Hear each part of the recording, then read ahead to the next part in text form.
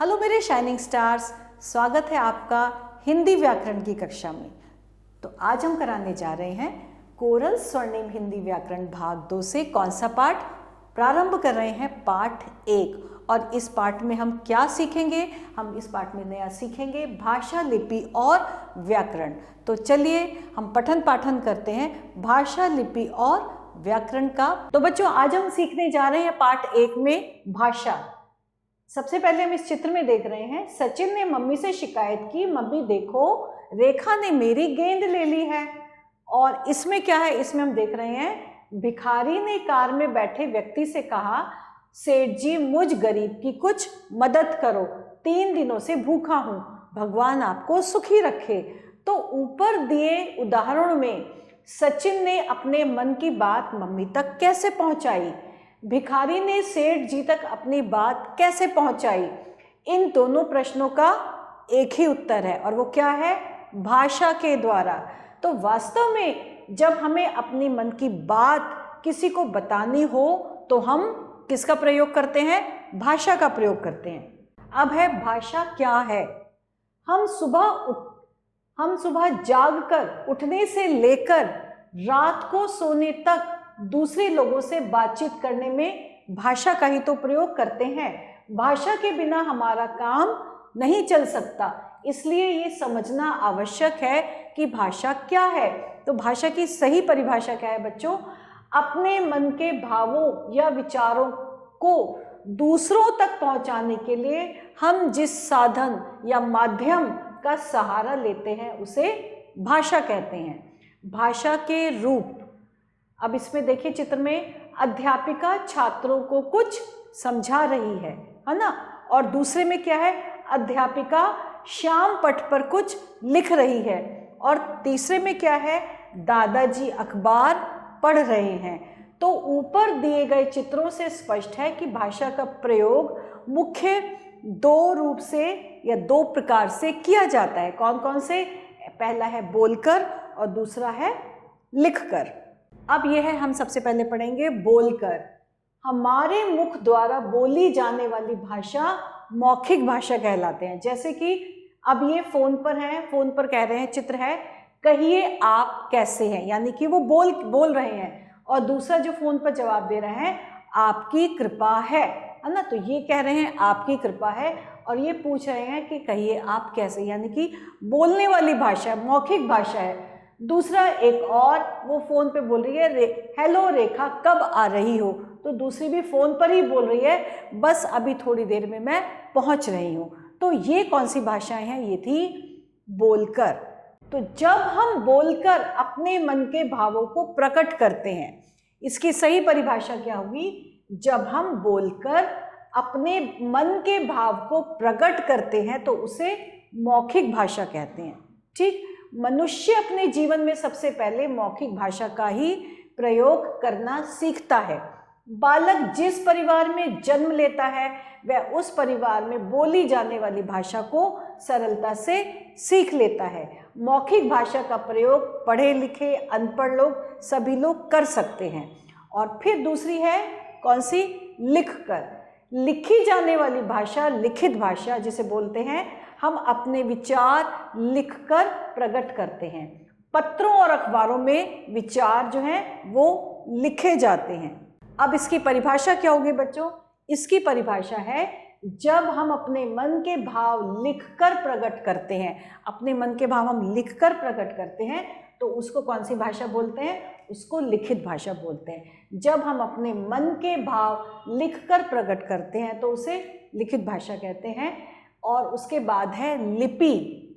जब हम कुछ बोलते हैं तो हमारे मुख से ध्वनियाँ निकलती हैं, इन ध्वनियों को लिखने के लिए कुछ चिन्ह होते हैं। क्या इसकी परिभाषा? ध्वनियों को लिखने के लिए जिन चिन्हों का प्रयोग किया जाता है उसे लिपि कहते हैं। विभिन्न भाषाएं अलग अलग लिपियों में लिखी जाती हैं। जैसे हिंदी देवनागरी लिपि में लिखी जाती है, अंग्रेजी रोमन लिपि में लिखी जाती है, उर्दू फारसी लिपि में, तमिल लिपि में, बांग्ला लिपि में लिखी जाती है। तो नीचे एक ही वाक्य विभिन्न लिपियों में लिखा जाता है, मतलब एक ही वाक्य जो है वो विभिन्न लिपियों में लिखा जाता है। बिल्ली दूध पी रही है। उदाहरण के लिए बिल्ली दूध पी रही है, ये देवनागरी भाषा में है। रोमन में है बिल्ली दूध पी रही है। फारसी में भी लिखा है बिल्ली दूध पी रही है। ऐसे तमिल में भी ये लिखा है, गुरुमुखी में इनकी भाषा में, और बांग्ला में इनकी भाषा में, बांग्ला में लिखा हुआ है। ठीक। और अब है तीसरे नंबर पर व्याकरण, यानी कि ग्रामर। व्याकरण जो है, व्याकरण बच्चों भाषा वाक्यों से बनती है और वाक्य शब्दों से बनते हैं, परंतु शब्दों को निश्चित ढंग से रखने पर ही वाक्य बनते हैं। मनमाने ढंग से शब्दों को कहीं भी रखने से वाक्य नहीं बनते। इस बात को ठीक से समझने के लिए नीचे दिए गए उदाहरण को हम ध्यान से देखेंगे। जैसे कि पहला वाक्य है, यह जाता है बालक स्कूल प्रतिदिन। दूसरा वाक्य है प्रतिदिन ये स्कूल बालक जाता। तीसरा वाक्य है, यह बालक प्रतिदिन स्कूल जाता है। चौथा है, बालक ये स्कूल प्रतिदिन जाता है। तो आपने देखा कितने सारे वाक्य थे। तो इन चारों वाक्यों में कौन सा वाक्य सही है?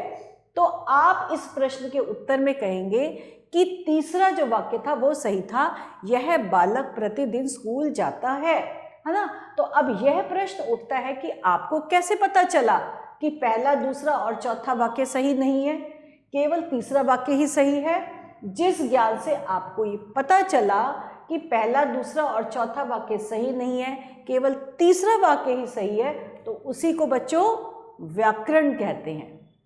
वास्तव में प्रत्येक भाषा के कुछ नियम होते हैं जिनसे पता चलता है कि वाक्य सही है या गलत। तो उन नियमों को ही उस भाषा का व्याकरण कहते हैं।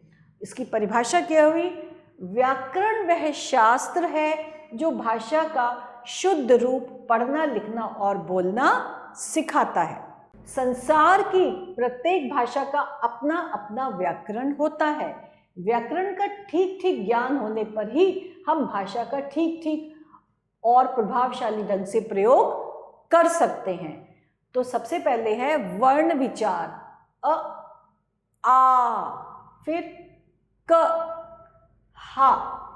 दूसरा है शब्द विचार, आम, स्कूल, जाना और खाना, ये थे शब्द विचार। तीसरा है वाक्य विचार, मोहन स्कूल जाता है, सीमा खाना खाती है।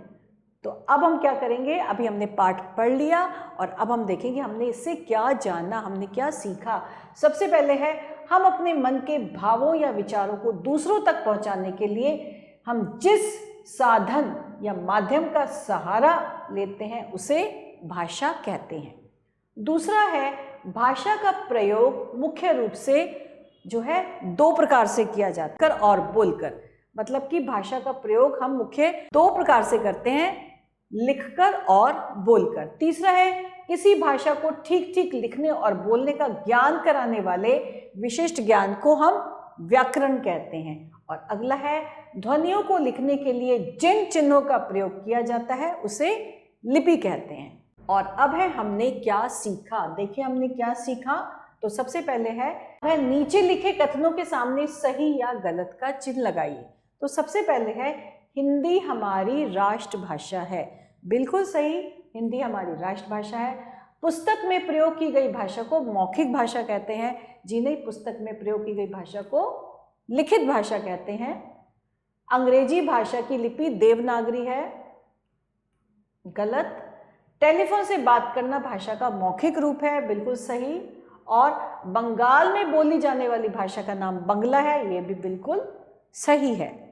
और इसके बाद है उचित मिलान कीजिए। हमें उचित मिलान करना है। सबसे पहले है, तमिल भाषा की लिपि, तमिल भाषा की लिपि तमिल है। उर्दू भाषा की लिपि फारसी है। भाषा का लिखित रूप लिखना है।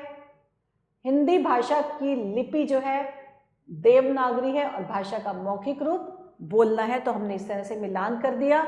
अब है भाषा, सही विकल्प चुनिए। भाषा के कितने रूप होते हैं? भाषा के बच्चों 1, 2, 3 या कोई नहीं, भाषा के 2 रूप होते हैं, जैसे हमने देखा, बोलकर और लिखकर। उसके बाद अगला है लिखित भाषा का अर्थ।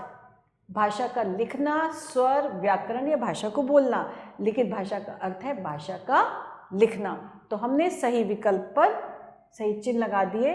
और अब है फोन पर बात करना भाषा का कौन सा रूप है? लिखित रूप, अच्छा रूप, मौखिक या इसमें से कोई नहीं। फोन पर बात करना मौखिक रूप। हिंदी कौन सी लिपि में लिखी जाती है?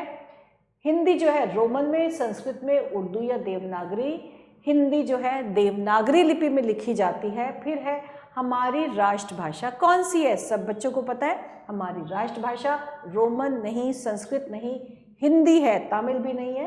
तो हमने हिंदी के आगे सही का निशान लगाया।